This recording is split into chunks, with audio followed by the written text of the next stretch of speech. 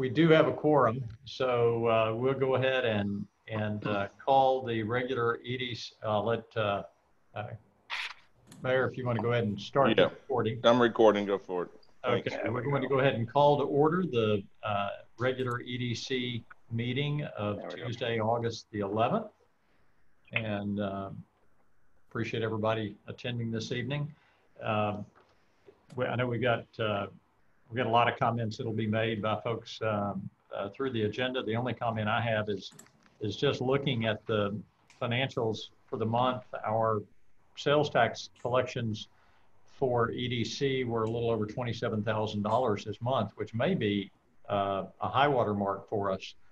But did some quick napkin math and annualizing that and then kind of translating it back to a per capita taxable expenditures level, that would represent about $124,000 of taxable sales annually per capita for every citizen of Clear Lake Shores. So it just, to me, spoke to how fortunate we are to have the sales tax generators that we have, and the fact that they have continued to chug along at a pretty healthy level, notwithstanding, you know, some of the other disruptions that people have suffered, particularly KEMA.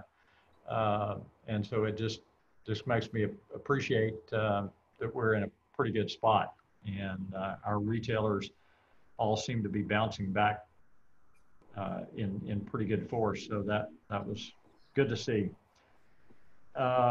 Brent, if you want to give us a city update off the cuff from memory. No, I was able to get some of my notes kind of scribbled back down.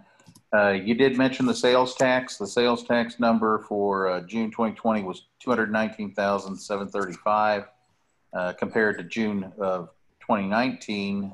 That was $175,348, and we realized 25% increase. For the year, we're sitting at just shy of a positive 10.5% over last year. So as things are added in, so that's not bad. You did mention KEMA, and I think looking at them, they're down about down 10.5%. So we are fortunate. Part of the city update is also about Drawer Avenue. I spoke with Mr. Drawer last week, and he had a large real estate, I guess, deal that fell through. It was about $9 million, 25 acres over in that area, and fell through for whatever reason. We talked about some of the details of trying to develop that land, but the net result was that he didn't think that now he could dedicate at no cost the right-of-way for this new terrain for Drawer Road. So he would entertain offers. I didn't get into any negotiating or anything like that. We just basically talked, but said I would make EDC aware of that, and that may be something that we need to pursue. I wanted to cover that with EDC first as a part of the city plan, and then I plan on notifying Galveston County, who's actually in charge of that project, tomorrow. So we may have to do some adjustments to how we approach that project. So I wanted to make you aware of that. Is it appropriate to comment or just to listen?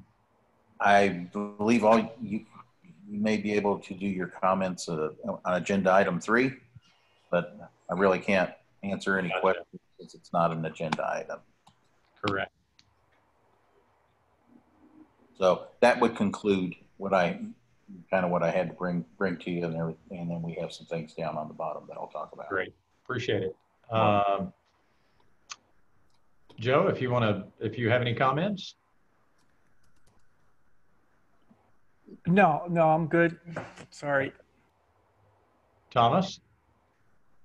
Only that I expect to have some update from IMC about this internet by next month. Great, appreciate that. And let me add that those bike racks look great. They really do. Yeah. I'm surprised Johnny's not on. Oh, he is on. I'm sorry. Just didn't see you there for a moment. Yes. Well, that was, like I said, that was Johnny's work. So yeah, I was surprised. I don't think I saw them until this weekend, and saw the one over at Depot, I think. And yeah, they do look good. How many did we end up putting out? I 5? don't think we have out yet, but there should be 8. Oh, 8 altogether? Okay. Mm-hmm. Great. And those rails will be, in most locations, the idea is to bury those little lower rails so they kind of look more permanently installed where we can. Great. Have we seen any actual utilization yet? No. I haven't. I'll have to take my bike out and just, lock it up just to show people how it works. I saw somebody using it last night at sunset. Oh, excellent. Yeah. Excellent. Okay. Good deal. Well, Amanda, did you have any comments? I do. I would say ditto on the bike racks. Johnny, they look great. I just want to remind everybody, we have a city council budget workshop tomorrow afternoon at 3:30. So we're going to be discussing, we didn't get through all the budget prior to our last city council meeting. So we set aside a little bit more time for tomorrow afternoon to discuss the city budget as a whole. So if you're interested in that, you can log in via Zoom or join us in a socially distanced setting tomorrow afternoon at 3:30 at the clubhouse. Great. Thank you. Mike, any comments? The only comment I have is kind of unrelated to EDC is spoke with Kurt today, and I think I'm going to pull the plug on the drag race for this year. I was hoping for Labor Day, but that's fastly approaching and things aren't looking that much better. So this is the announcement, really. No drag race this year. That's a drag. Yes. Okay. We'll drag it to next year. Okay. Johnny?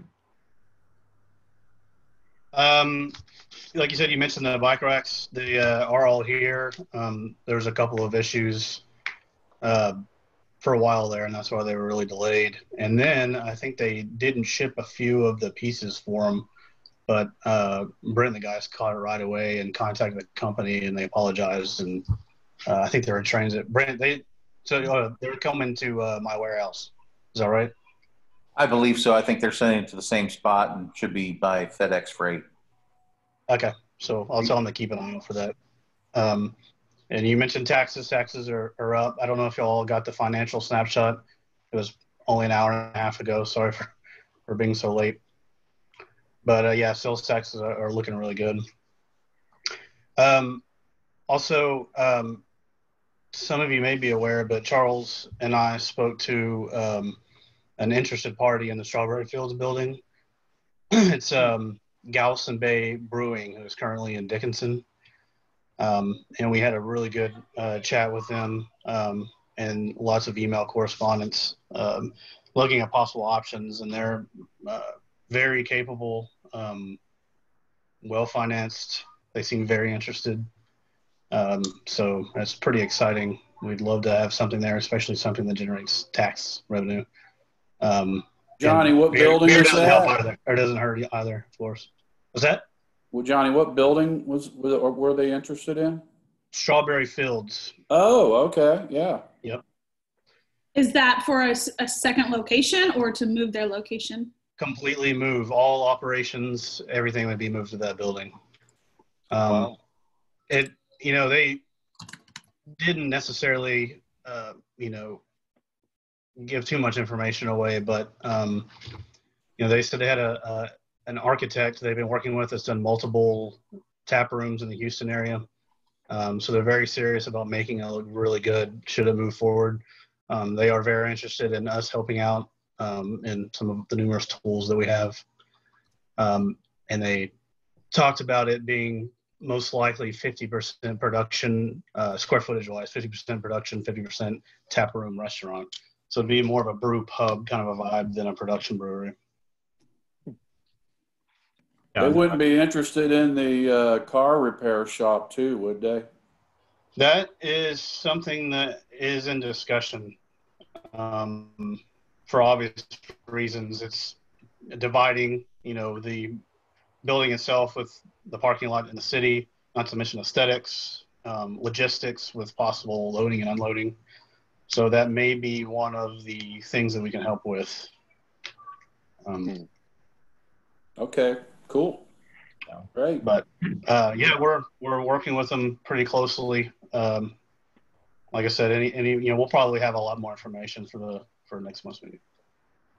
Yeah, and as Johnny said, I think they're more than capable of getting it done. So that's great. They're interested in exploring access to Jarbo. That tract actually comes with a small lot that fronts onto Jarbo. What that would look like and how they would access it. I've talked to Brent about the pathway. There, you could create a little pedestrian pathway around the east end of Aspen, the Aspen cul-de-sac. But that's something they're looking at. So they're early in their due diligence, but certainly do seem serious, as Johnny said. So that's exciting. And we're awaiting some financial projections from them in terms of taxable revenues so that we can begin to talk about crafting some incentives that make sense. Craft beer. So, Yes. no, Nice. Bada boom, yeah. So no, thank you, Johnny. Don, did you have anything? Yeah. Well, first thing I'd like to, welcome Amanda. I wasn't here at the last meeting, so Thank you. Glad to have you. Glad to be here. That's wonderful that you're on the team. Yeah, I was thinking that maybe we could talk to the county about opening. I don't know why there's even a gate there at the end of Lazy Lane as it intersects there just, I guess, east of the apartments. Yeah, and we've got that as an agenda item, Don. So if you want to, oh, okay. Yeah, so we can visit about that, but yeah, it's something. Go ahead and put on the agenda. Well, yeah, everything looks good. I think the bike racks are a great asset. Obviously, the trash containers were great. What about, does the pool furniture back in operation yet? I haven't been up there, but I'm not sure what's happening with any of that. Well, I can tell you, the parks committee, if we wanted to help them buy new or more furniture, they would be more than happy to receive it. Yeah, it's probably due for new furniture. But my question then will be, is that something the EDC should do? I mean, the pool is a membership kind of thing run by the city, and they kind of have their own budget. And where do we overlap there, and what do we do and what do we don't do? It's going to be part of our discussion tomorrow. It was something that Brent and the city staff presented as part of our budget next year, is to consider purchasing new furniture. I think there's going to be some conversation around, can we clean up what's there and re-oil it and then assess? So it's on our city council agenda. Okay. From a budget perspective to talk about.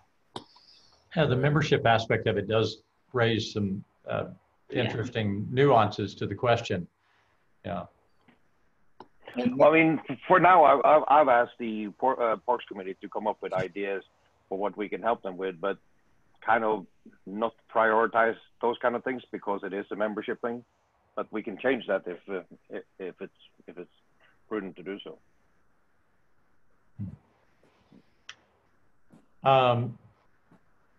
Good. So with that, my only comment would be maybe looping back to Brent's comment on Drawer Avenue, if it's appropriate, but just my gut reaction would be not extremely enthusiastic about paying to acquire property that will significantly enhance the value of what is remaining there. He really needs that connection, but perhaps not. It feels a bit fickle at this point to take us down that path, only because of another transaction. But that's my knee-jerk thought on it. It would. Well, that deal's dead, right? My understanding is that the buyer backed out, so he's going back out to market. Well, I think Brent's comment was I thought it was another sale, or was it the sale of this tract, Brent? That 25 acres of this tract, and it was along 518, so it wouldn't have been in the ETJ for Clear Lake Shores. But yes, that deal has fallen through and it's gone back to market. Gotcha. So that was what was his rationale for then conveying the right of way to us, to the county. So anyway, that's not an action item tonight, but I think that deserves a little chewing on and think about kind of how those situations are handled elsewhere, because we don't do a lot of condemnations or granting of right-of-ways. I mean, that's just has not been part of the history of Clear Lake Shore. So I need a better perspective on that. But and Charles, you may be the right person to talk to him about those things, since you're involved in that business. Yeah. Understanding of it and the property values. Yeah, let me do a little research and we'll get back together on that one, Brent. So, well then moving on, do we have any unscheduled visitors tonight? Okay, none, then we'll move to item number 5, the consent agenda, consisting of the July 2020 financials, the July 2020 check register, and the minutes of our regular meeting of July 14th. If I have a motion approving the consent agenda items, I can get a motion for that. I'll make a motion to approve. Thomas makes the motion. Do I have a second? I'll second it. Don, is there any discussion? There being none, all in favor, raise your hand and say aye. Aye. Aye. All opposed, nay. Passes unanimously. So then we'll move on to item number 6, which is just, Brent, if you have an update on the Lee Tract parking lot. We made another payment towards the purchase of that last week.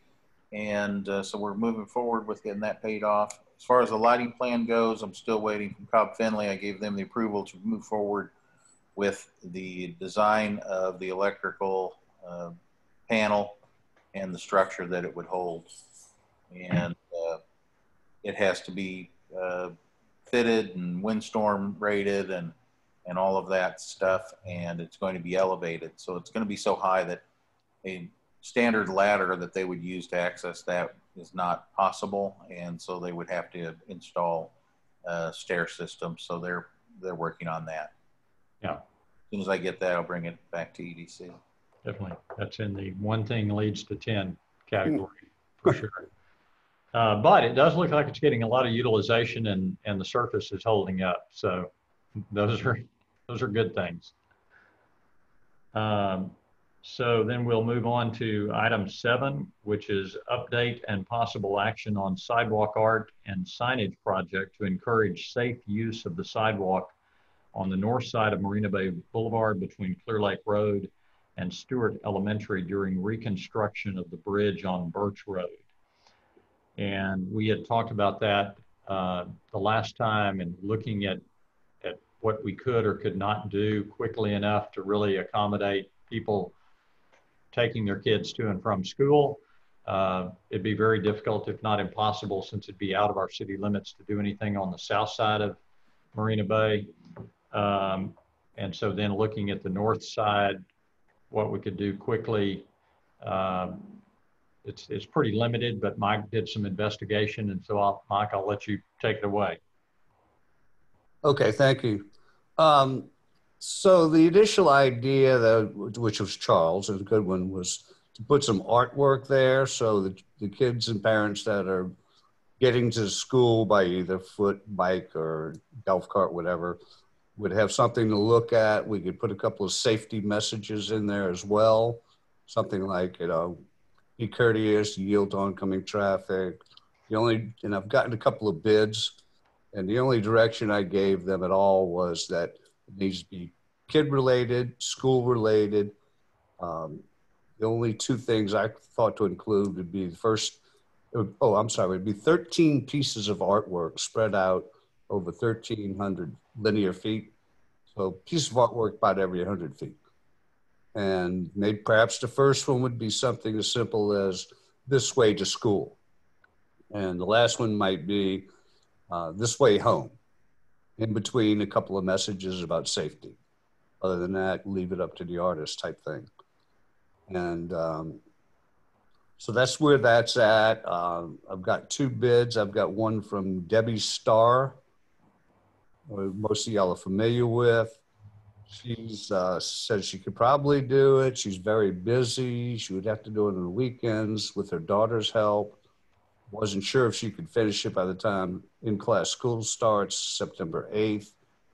But she's interested in doing it and gave me a price of $1,500, which includes labor and materials. I also got a quote from Amy Lynn of Soul Freak Cafe, and her bid was $1,200.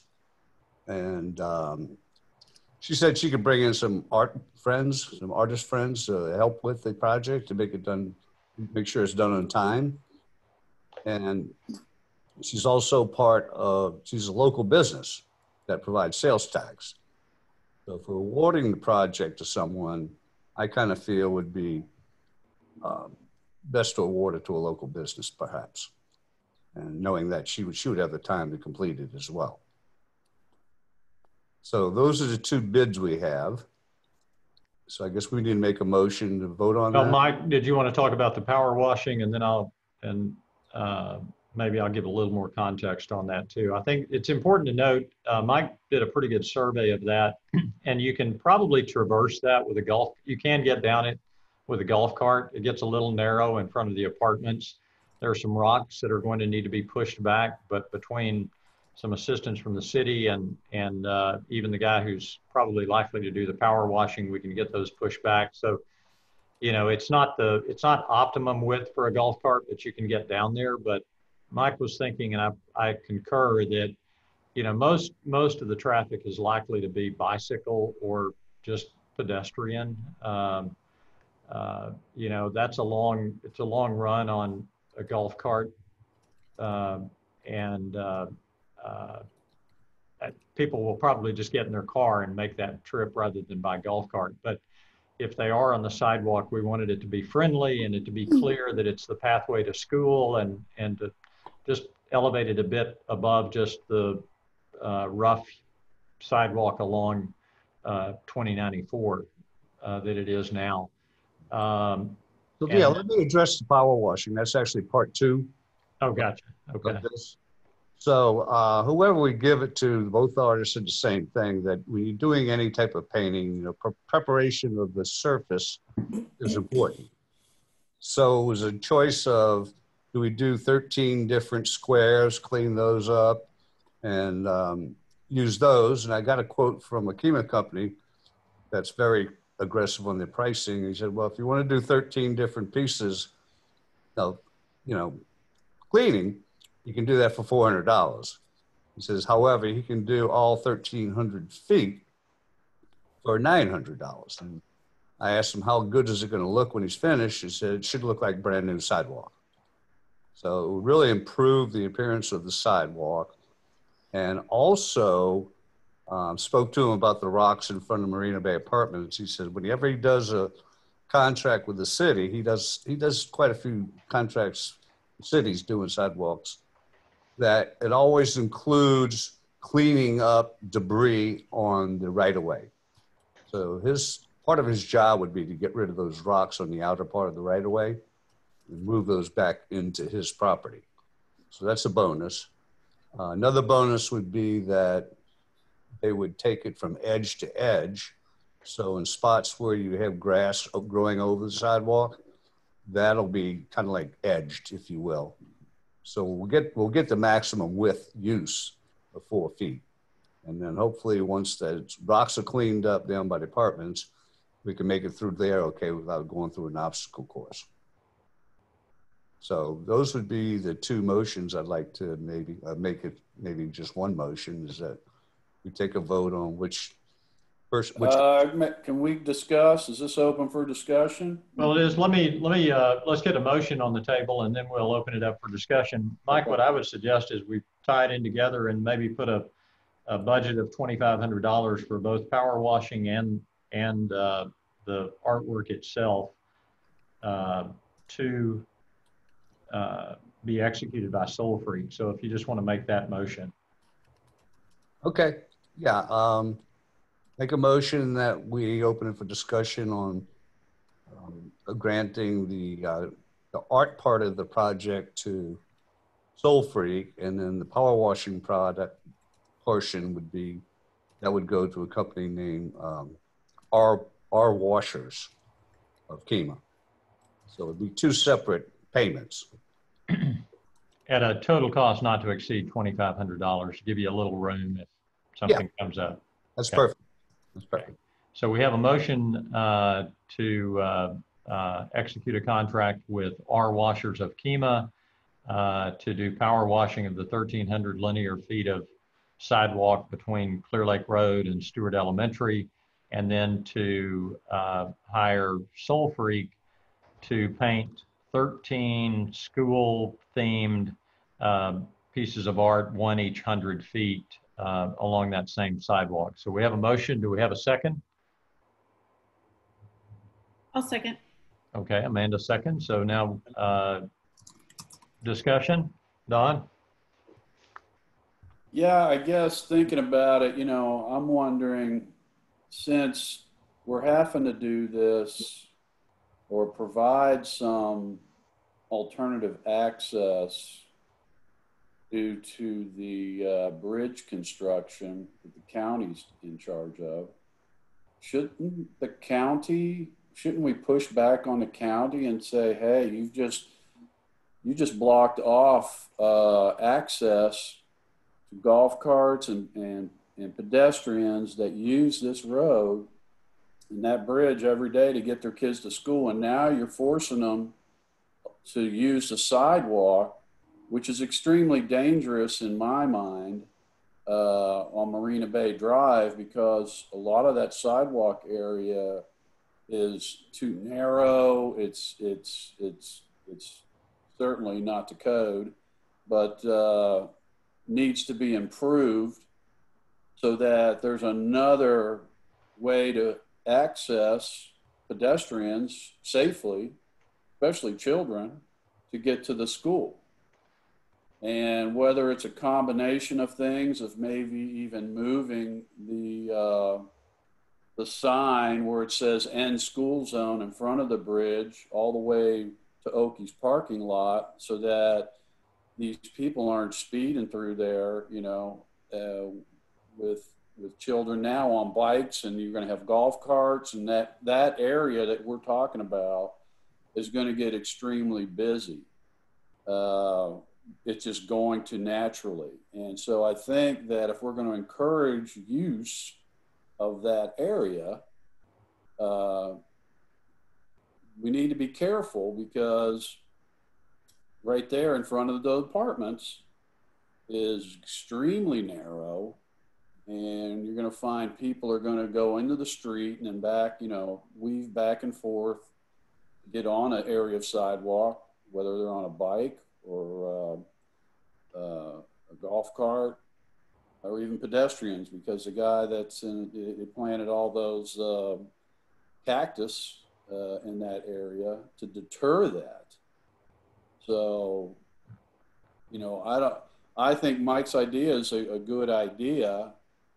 I just want to make sure that, if the county can get involved in a hurry, and, we raise enough hell, they should get involved to help us out and relieve that problem and pick up that cost or some of that cost. Well, but I would say, and I hear you, Don, I don't disagree with any of that. My concern would be, I think that's a conversation Brent or the mayor could have with the county relative to the school zone and that sort of thing. But we do have a public sidewalk, and people are going to figure out the only way to get to Stewart Elementary, if you want to walk or ride your bike, will be down that sidewalk, whatever the condition of it may be.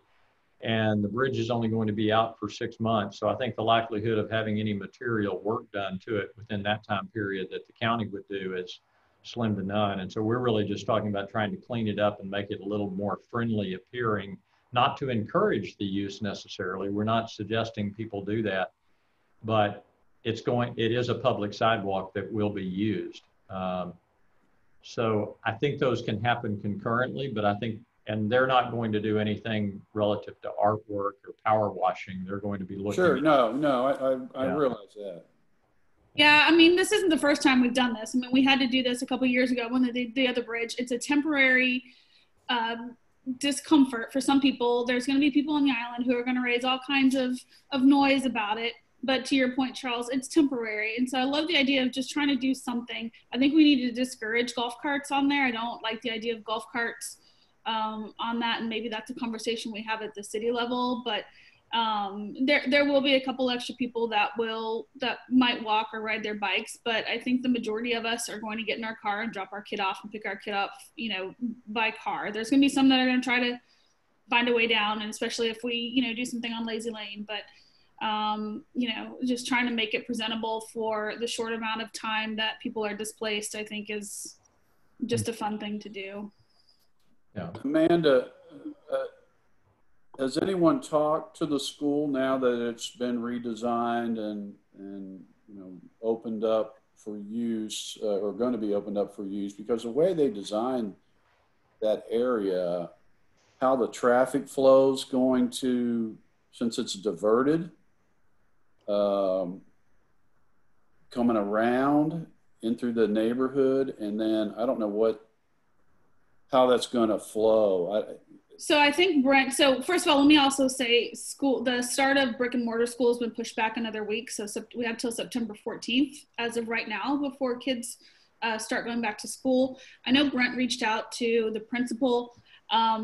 I don't think we got much response. We haven't got much response as parents and as PTA members either. They are knee deep into trying to figure out how to do online classes, quite frankly. Yeah. And so Brent, I don't know if you have any other update. I mean that in the nicest way possible. But Brent, I don't know if you have any other update. I know you tried to reach out to Ms. Sanchez, the principal, but I don't think you got much response. Is that correct? I was it was just forwarded to I guess schools, facilities and security for safe school director. So that's where that went. But from the very beginning, Clear Creek ISD was involved and listed on the plan. I remember going to early construction meetings and they had representation, but and then I didn't see them at other meetings. I didn't make it to every meeting either due to conflict, but the ones that I did go to, I don't remember seeing them at it. So they've been aware of the project, and they do attend all of the and participate in the State Road 146. But I think COVID's got their attentions elsewhere right now, and even though this project started, and it is going to be temporary, and it's going to, when it's done, we'll have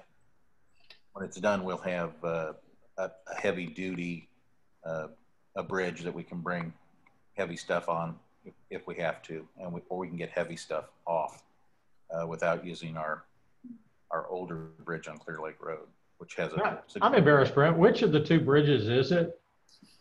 It's the westernmost. Westernmost, okay. And it's the easternmost. Oh, easternmost. Eastern, yeah. Eastern, sorry. Eastern. 50-50 chance, Brent. And no, I'm twisted. Really? In the school. And so I was thinking west of the school. Yeah. But I guess the next thing on the agenda, I'll have a comment with that. Okay. Okay, is there any other discussion? Yeah, just And one And I comment. think Don. Mike or Don, to your point, I think you know, it's probably some communication that we can just push out to our people. You know, encouraging them not to use golf carts, and you know, obviously extreme caution. And it might be worth a conversation with the police chief about. I know they're typically out the first couple of weeks of school anyway, helping with traffic, and so just kind of making people aware that hey, the bridge, you know, is not going to be an option. There might be, Right. you know, extra traffic along the sidewalk, and just kind of an education campaign, so to speak, for our people. Sorry, Mike, I didn't mean to step on your toes. That's okay. Yeah, I was going to say to Don's point is this is about the only way we could get something accomplished. I mean, the bridge is going to shut down in about 2 weeks. That's when people are going to want to start maybe going that way. The mortar classes, brick and mortar, I guess it's now pushed up to 14. So the artwork could certainly be done by then. The power washing, he's ready to start, do it this Saturday and Sunday. So that could be as soon as that, you know, can be done. And it will be widened, Don, by the apartments. You wouldn't have to go in the street. I mean, all those rocks would be removed. So the right Yeah, that would be good. That would be a real big help, I think, because people are going to drive their golf carts there. People are going to ride their bikes. Kids are going to go that way. Yeah, and 2 golf carts going to meet halfway. Well, that's where our signage about, you know, be kind, yield to oncoming traffic. I will comment, there are plenty of drive approaches along there that if you had two head-to-head golf carts, I mean, if people are decent, it's going to be easy to get around. But as I look at Google Earth, I wonder if we should not also, because we have some big wide drive approaches, like in front of the, is it Frank's body shop, and where you're not on the sidewalk, you're in a big wide drive approach.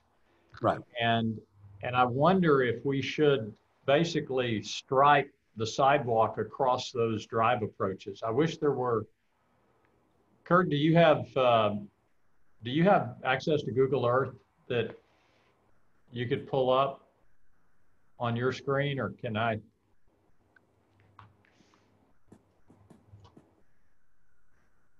Kurt, are you still there? Well, and the thought is that, and Brent, maybe this is something we. Do you have a share screen icon below, Charles, on your? Yes. You might try that, see if it goes. Host disabled participant screen sharing. So, okay.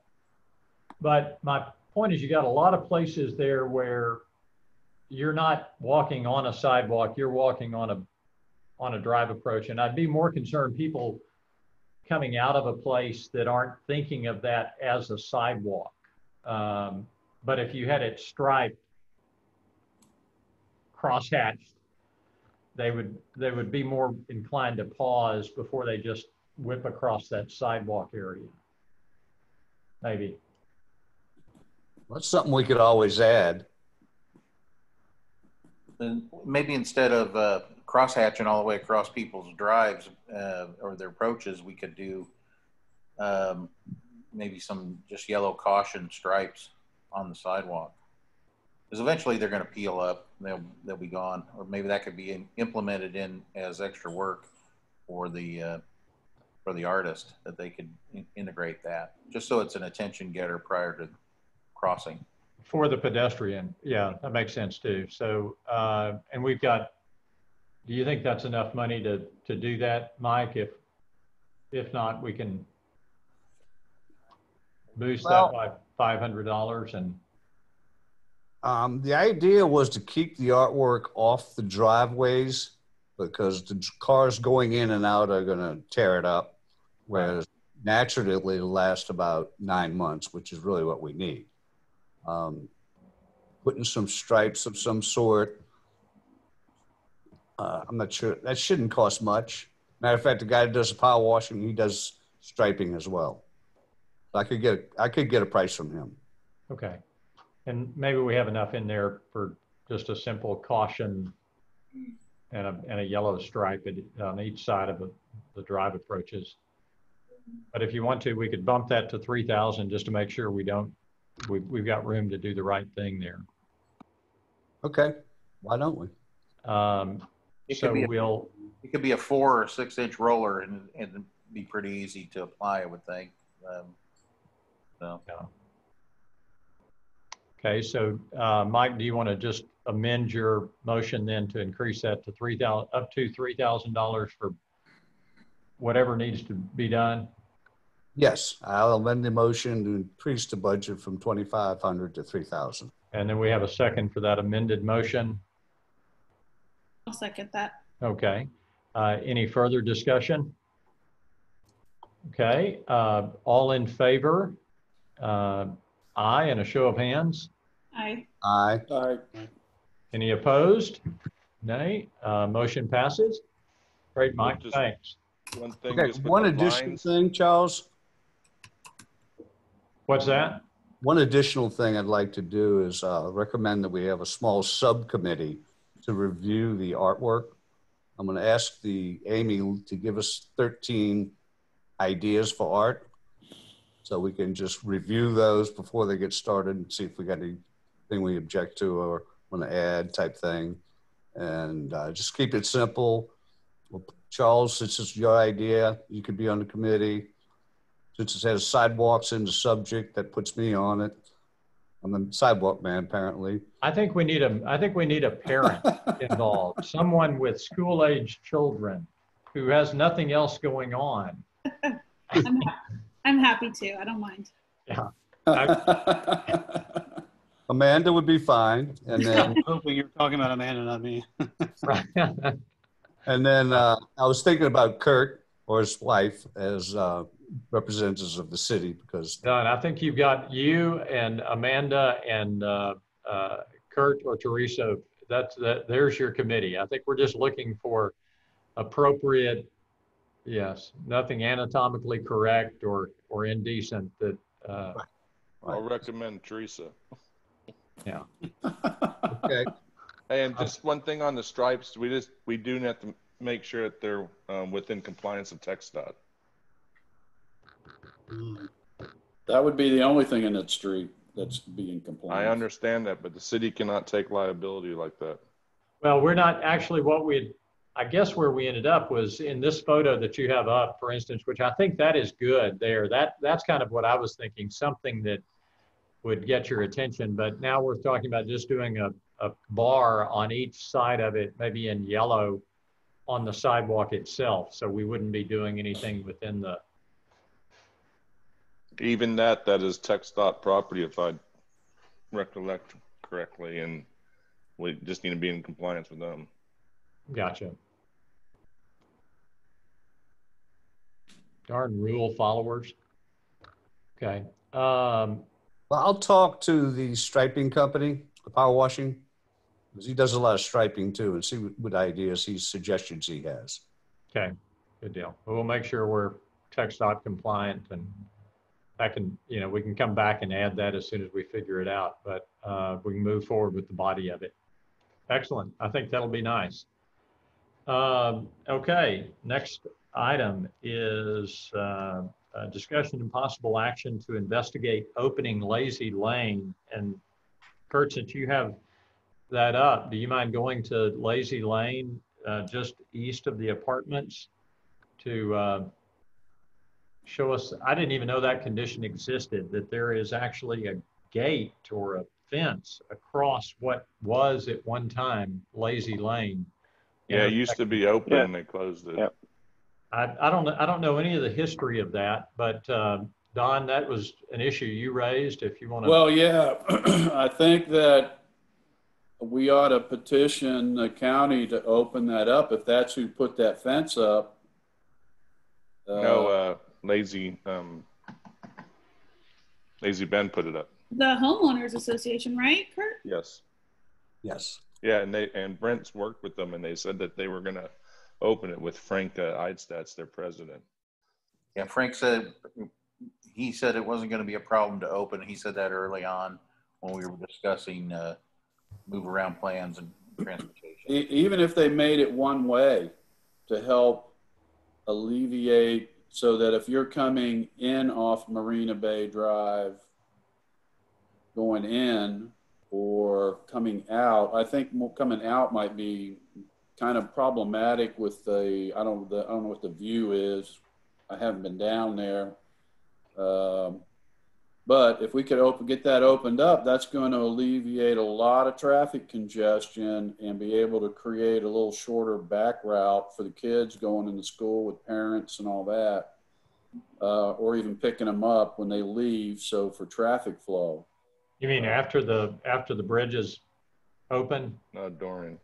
Or during, okay. During, yeah, for during the construction, because, you know, that's right now, everybody's going to have to go all the way to the light, or else get inside that other turn into the parking lot, into the front of the school. It's just going to be a big traffic nightmare.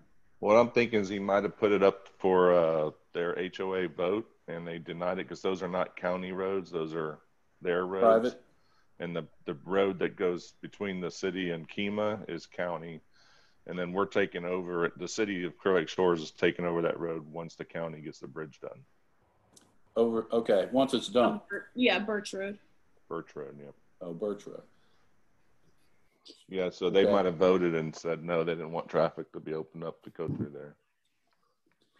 Yeah, and I can understand that, but I think that they're going to want to open it up because they're not going to be able to get out. Because when those school kids and those buses show up, man, it's going to be a mess.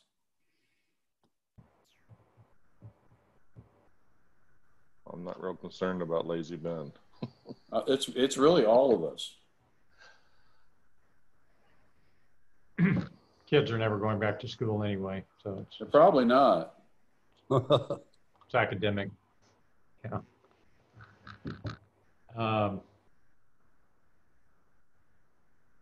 So it's in the works, Brent? No, It's just a matter of an ask. we need to just reach out and ask him. Yes, we can do that. But he had volunteered that a long time ago when we were discussing the plan. So That's great. Well, we need to take him up on it. Okay. So the only access by this is by sidewalk, and we're trying to limit golf carts going there in the first place. I'm hearing. Well, you're going to shorten the path. Yes, You're I'm gonna hearing a lot of the parents are just taking their kids by car.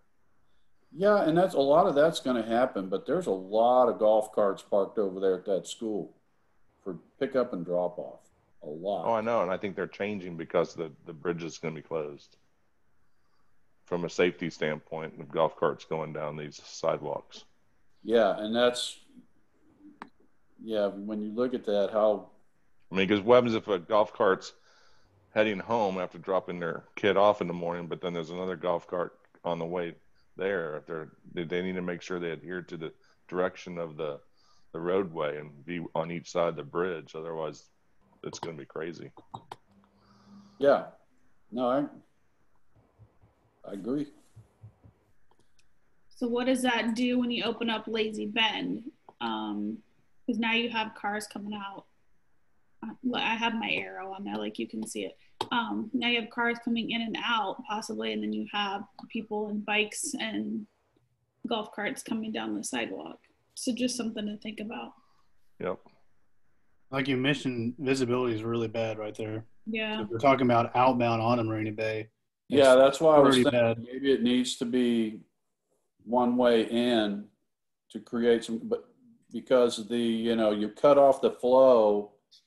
What is that, Birch there that goes past the school? On the back Right. side? Right, so you're cutting that off. So the pickup area for the kids is on the back side of the school. So it kind of makes sense to me to open this up one way in, let them do, that way they still have their old traffic flow. And if they back up down Lazy Lane for a little while, that's it's people picking up their kids from school. Because it's going to happen.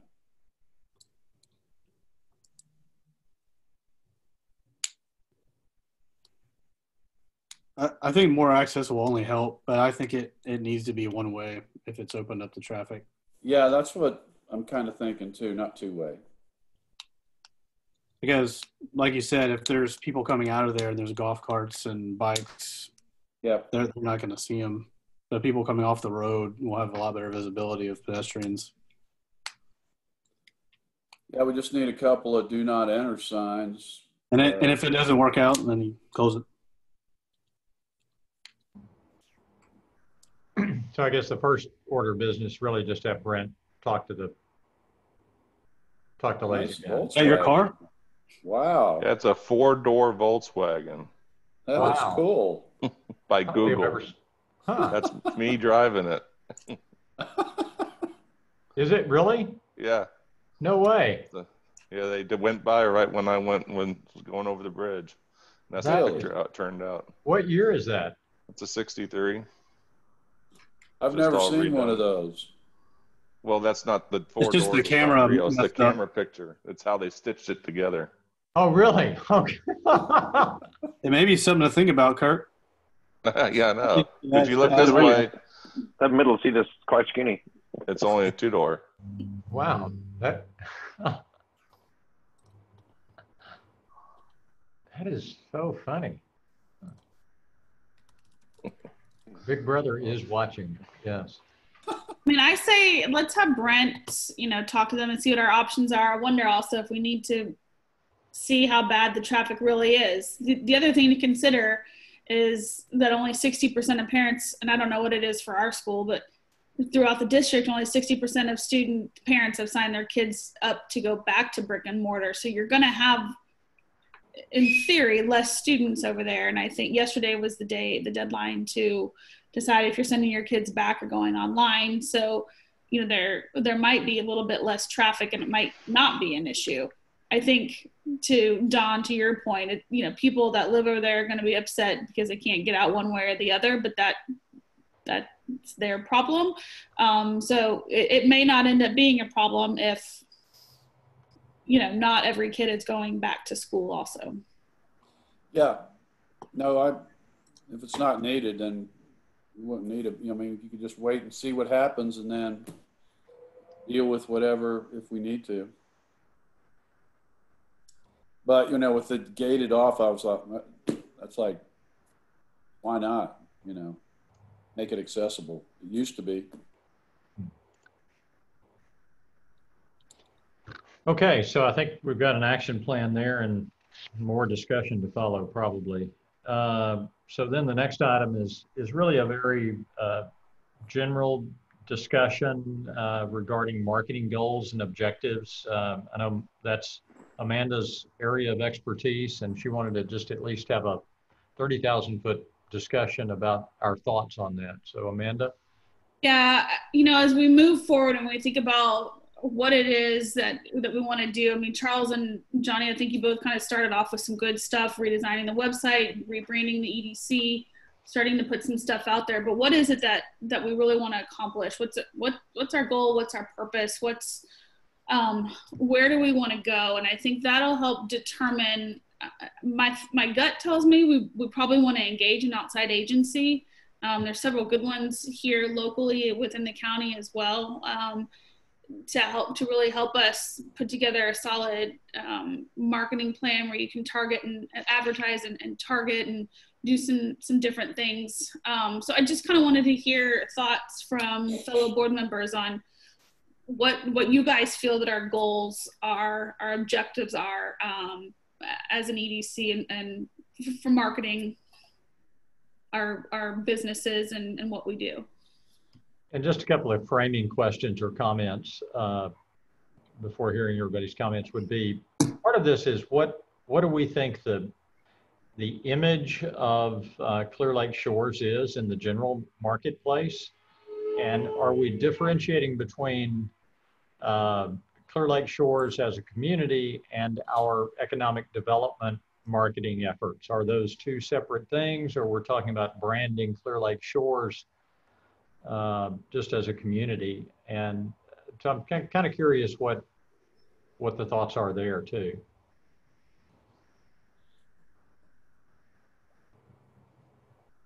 Anyone on kind of what our image is in the marketplace or just the general world? We're the place everybody wants to live. Who wouldn't want to live here? I would agree with that. You know, so I think, you know, marketing wise, I don't, you know, there's not a huge amount of marketing that I see other than what we've done. You know, I think, you know, Charles and Johnny is with the website and what we've done at EDC with the logos and, you know, maybe I think there was some talk of the water tower being redone. Is that right, Kurt? Yes.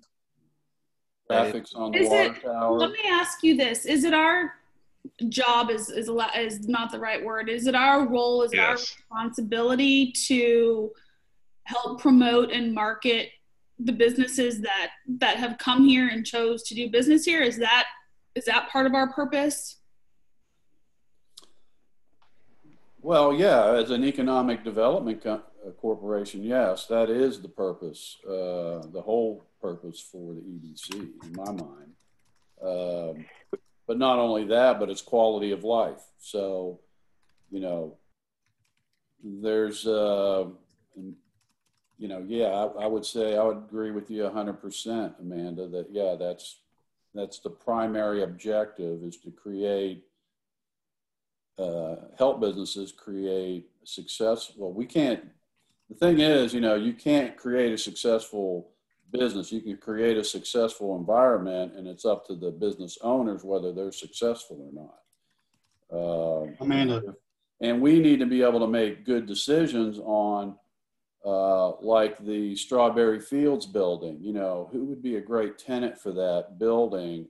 You know, we wouldn't want maybe a clothes store or a surf shop going in when you could have, you know, a beer facility that's going to generate a lot of revenue, much more revenue than, you know, a small mom and pop shop. So I think that, you know, we learned some valuable lessons with Okies. Small operator, you know, actually it's probably a good example of what EDC can do, taking a guy that's selling tacos in a wagon and, you know, a brake truck, and then creating something out of nothing, out of a hair salon, and investing in that. And we took a gamble, big time, but it's turned out good. I think we learned a lot of lessons there, and, you know, a bit expensive, but still. Well, I mean, you're not going to get it done cheap regardless, because we live, you know, in a hurricane prone area due for flooding. So whatever we do building wise, it's going to be expensive.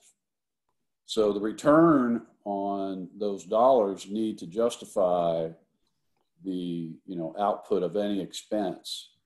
You know, it's got to be a gauge on what our contribution should be. Amanda, you were talking about an outside agency. You know, we have the ability of someone to come in and do like a discovery on our situation and see what they think. Because I think it's going to be a little bit of each. It's going to be a little bit of marketing the EDC and mainly the city itself. But the other half is, you know, helping the existing businesses and bringing new business in. It's obviously connected, but could someone come in and do some sort of discovery?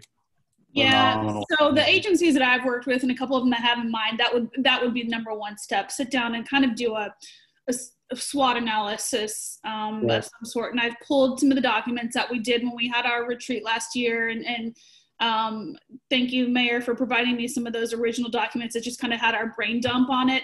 But that if we were to bring in somebody, that is going to be the first step that they're going to do. And my thought is, you know, we have such a wide variety of businesses. I mean, everybody thinks just, you know, right here at the entrance to Clear Lake Shores and then, you know, Target and Home Depot, but we have so many other ones, as we saw from when we had all those grant applications when COVID first hit. And so how do we help showcase, you know, their business and whatnot? And there's a lot of things from a digital perspective that you can do and get super hyper targeted. And I think Audrey can help as far as, you know, creating the assets that we might need. And then whatever money, if we decide to go that route, that we invest with an agency is going to be spent on some sort of media buy. There's so many things you can do. It gets very Big Brother-ish.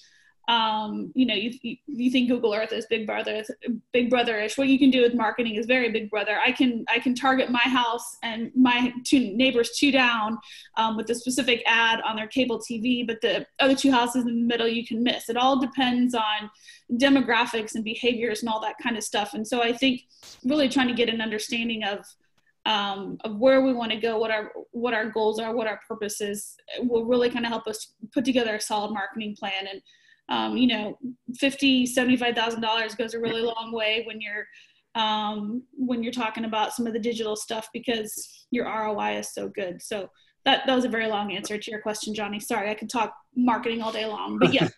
No, yeah. that's why we're here. But you know, keep in mind what we have on the website is, yes, people can figure out how to get in touch with us, but look at Seabrooks as an example. You know, they have a not the presentation, but they say a little bit about what the EDC can do for you. Right. Like, we want to enhance stuff that we've done for True North Marines, you know, not specifically mention them, but tell them that there may be some help to get here if you do it the right way.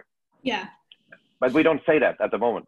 We're waiting for them to kind of contact us. That would be part of the evaluation as well, is because again, I think there's some value in doing some things on a direct mail or a printed or a newspaper site, because you have an audience, and your audience is not only here, right? I mean, you want to look at, you know, surrounding areas, certain radius, you know, from here, you want people from the county and, you know, from the southern side of Harris County to come here. And so you look at that demographic, and some people aren't going to be online. You're not going to hit them with an ad on Facebook, but you're going to get them with the newspaper. And Charles, I'm going to use you as an example, because you and your wife found something in the paper and sent it to me, which is a perfect example of how you reach your different audiences. And so I think there's a little bit of the traditional media, so to speak, to reach some audience. And if nothing else, it's, you know, hey, we're here and these are some great businesses, and even throwing in some of the things that we've done to be able to help them, I think really could draw in some people. You know, there's that human touch. People want to know, I'm going to a place that's doing some good or that has done some good. And so I think some of the stuff that we, and I say we, that EDC has done previously could really have some value from a marketing perspective. Yeah, I feel like and there's no one size fits all kind of answer. I mean, we've got different marketing initiatives, one of which is just, as you said, Thomas, is what message do we want to send out to prospective businesses, and how do we frame what EDC is capable of doing, or the city. And then the other is I think we do need some consistent branding around Clear Lake Shores as a place that you would come, and we have some great dining options. It's not just Okies, or it's not just Aspens, which if you don't know the community, that may be your perception. You have no idea that Ocean Grill is within Clear Lake Shores, or that you know, you can come over and, you know, come by and rent a kayak at the kayak shop and grab lunch at Schaefer's, and something that would just better brand us as a place to come visit. And a place to do business. I mean, at the end of the day, you know, several of you have said that's part of our role, is to, you know, bring a new business. And yeah, we're small and we're unique and our layout is different, but you know, we do have a little, you know, space to do business. And so, okay. I would certainly, I mean, I would certainly think that it's something we should explore with an agency. And the problem with all of these things is we all have full-time jobs, and we can hit it a lick, but we can't really bear down on it and spend days on it. And it's not my expertise, and it may be yours, Amanda, but it's not your job either. So Well, and that's the beauty about it, bringing in an agency as well. So a third party, kind of unbiased, can kind of look at it with a different lens, because we all live here and work and do what we do from a volunteer perspective and spend most of our time here. But having somebody come in and kind of ask those really nitty-gritty questions and kind of do that analysis, and then put together a plan of what makes sense. And even if it's just something we start out with as just an awareness campaign of, to your point, Charles, we had these great businesses here, come frequent them, especially when we're getting a hair salon now and some of the other stuff. It's not just restaurants, and so maybe that there's some value in that. And then there's all kinds of measurements that you can measure. Is it foot traffic? Is it hits to the website? Is it click-throughs on ad, all different kinds of things. And then you take that data and you look at it and that's stuff that you can share too when you're recruiting potential businesses. And so I think there's just a lot of value there, and I'm happy to kind of explore with a couple agencies and figure out what that might look like from a financial standpoint, a time standpoint, et cetera. Do we know what kind of businesses we're trying to attract? Do we know what the citizens of this community really need and want? Do they need a dry cleaner that's close by, or do they need I don't know, a convenience store to, other than the one we have? Or is that something that the research could pull out? I'm wondering if we have a total grasp of what our vision and what our needs are for the community. I would argue, Joe, and not only because I kind of live in this world, that the problem is whenever you ask a community, I can go to Podunk Town, East Texas, and everybody wants a new Whole Foods and a Starbucks and a farm-to-table restaurant. And you go, that's great, but there are only 12 people in this community. And none of you, and so I'm not sure that you get to the answer. I mean, the marketplace will usually identify the need and the demand. I think what our job is to make sure that if we kind of have to take all comers, if they come up and they rent a building and we don't have any, it's not against our zoning ordinance and they're not asking us for any help, we don't have any say in that. What we do have say in is those businesses that we really can provide some assistance to and say, yes, that concept is consistent with our ethos and our quality of life and would actually enhance it. And so we'll stretch to help that business. And I think that's what we felt, at least, about the vision of the Galveston Bay Beer Company folks, was that what their vision was family friendly, upscale, and also had the benefit of generating significant sales tax revenues. So that's something we really want to rally behind if we can. And but if it were I don't know, a more noxious use, we're not going to do that. A head shop. Yeah, exactly. Yeah. A vape shop. Yeah, so I think it's now, and part of that comes in branding. It's always, if you want to catch a trout, you don't put catfish stink bait on your hook, and so part of it is, how do we brand ourselves? If our community logo is a beer stein and I don't know, you're probably going to send a certain message out to the market. Well, I hear what you're saying, but you also have to have a vision of where you want to go and where you want to be, because the actions that you take, if you want a pub, an English pub right down the street, and then you're going to make choices that make that happen. So, that's where I think having that vision, maybe bringing in this company so they can kind of weed that out to figure out what is it that we want this place to look like? What are the businesses that we want to be surrounded by? Do we want another couple of Aspens that, bars? Do we, what is it that we want? Yeah. No, and I would agree with that. I think that may be it's a valid question. A little bit of a workshop for us to say, how do we articulate that? And it wouldn't necessarily get down to, you know, we want this specific English pub, but we certainly want something that that attracts a particular crowd.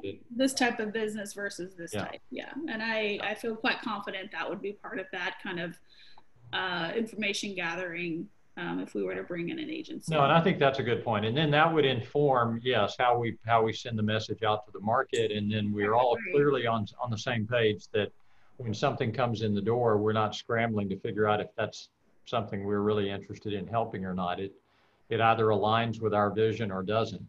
And that kind of, to your point, Charles, informs, you know, what kind of documents we're creating so that when we're cultivating these relationships and trying to bring new businesses in, we have something that speaks to who we are and what we can offer. And we're not just kind of on the fly trying to make things as we go. So, yeah. Okay, this has given me some good information and good discussion. If y'all think of anything else after this, feel free to call me, text me, knock on the door, email. Fantastic. Well, thank you. I don't think we don't need an agenda item. I think if you want to reach out and kind of explore that with agencies, free to do, and would encourage that. I think that's something we definitely want to do. Okay. With that, there being no further new business, we shall adjourn this meeting. Thanks. Great. Thanks, Scott. Take it easy. Good job. Good night, everybody. Good night. Good night, everybody. Thanks, Kurt. Thanks, Kurt.